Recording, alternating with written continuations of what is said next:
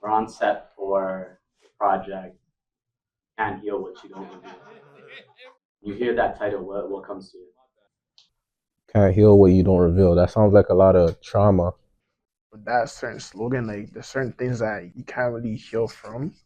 When I hear you can't heal what you don't reveal, what comes to mind is the importance of facilitating conversations and creating safe spaces for people like us to be vulnerable. You can't heal what you don't reveal. What does that title mean to you?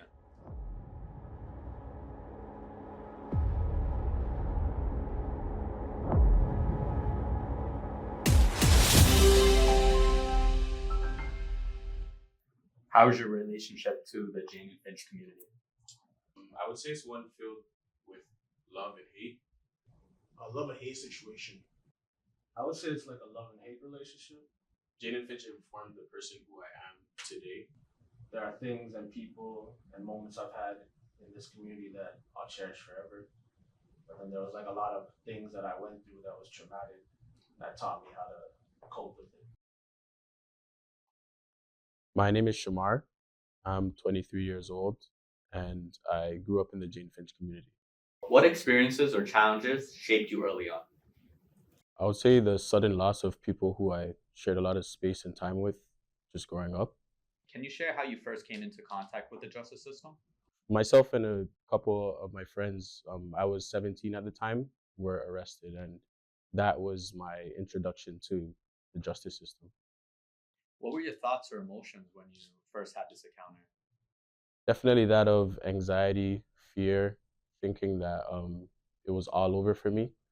And in a respect, it was all over for me, but not in the manner that I thought. So it was the end of a chapter, but the beginning of a new and better one.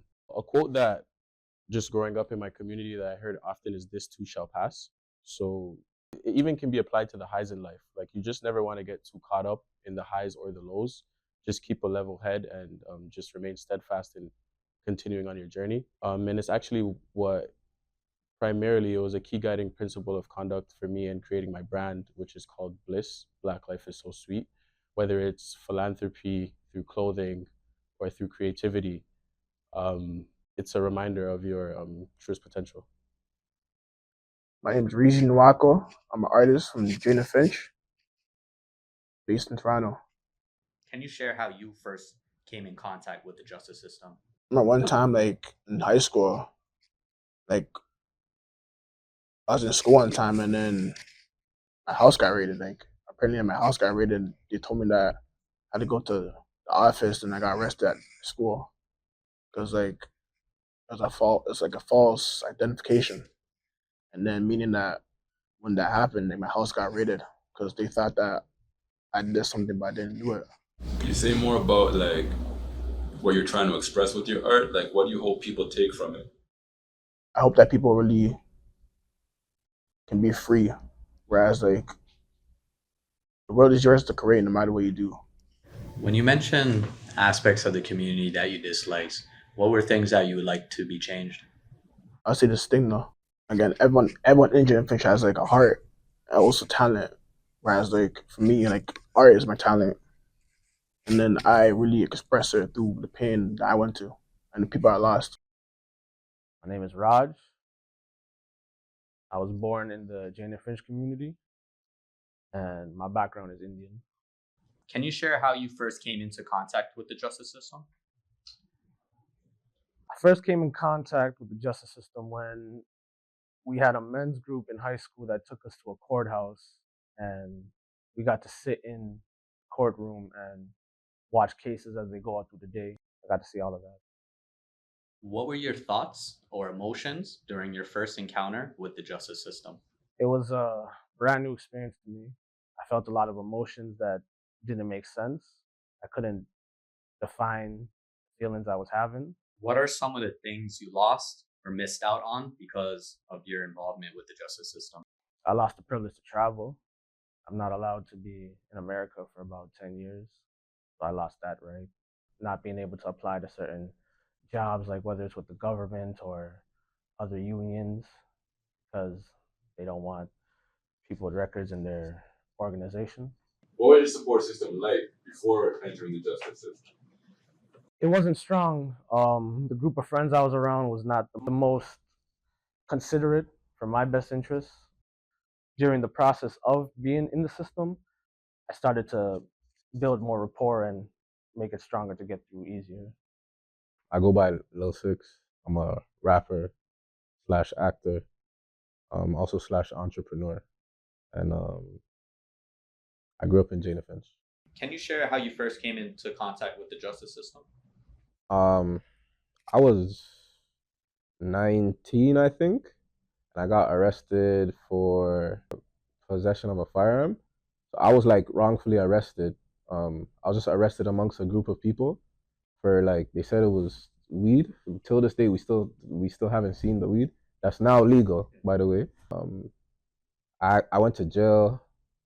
Maplehurst Correctional. Thought I was proven innocent, and then it molded me for the better, I'll say, because I had that sense in me where it was like, this might sound crazy, but like that was an experience. It really helped me, and I realized I had to go through that. 3, 2, 1. Hold on. You got the action, bro. My name is Asante, for those who don't know. I'm here today on behalf of Unsinkable, which is a mental health organization, and what we do is we tell lived experience stories to support other people on their mental health journey. For me, what I'm interested in is like, why did you even sign up to this? Like, why did you want to tell your story? For me, because I come from the Jane and Finch community and I see like what it's done for all of us coming up and the hardships, I just wanted to join this program and express some of the things I've been through could give some insight on some of the youth coming up on how to direct their life. Me personally, I think it's very important to tell your story to the next generation so they can kind of understand the perspective of people who have walked the same path as them, that have kind of fought similar battles to them. I'm not going to say hearing for people that have succeeded, but people that have kind of understand what it takes to fight the same fight as them. For real, you know, and Six, you were saying something about like voices being silenced. When you say voices being silenced, like who's silencing them? On a surface level, one could say we're being silenced by like societal standards. Can you say more about that? By that I mean, so basically I feel like growing up in areas like Jane and Finch, like with the expectations set so low for us, sometimes it's like when you try to overachieve, when you try to step out of the kind of standards set for you, people almost look at you like you're crazy. So I feel like in a sense that is a silencer in itself. Yeah, it's a wrap.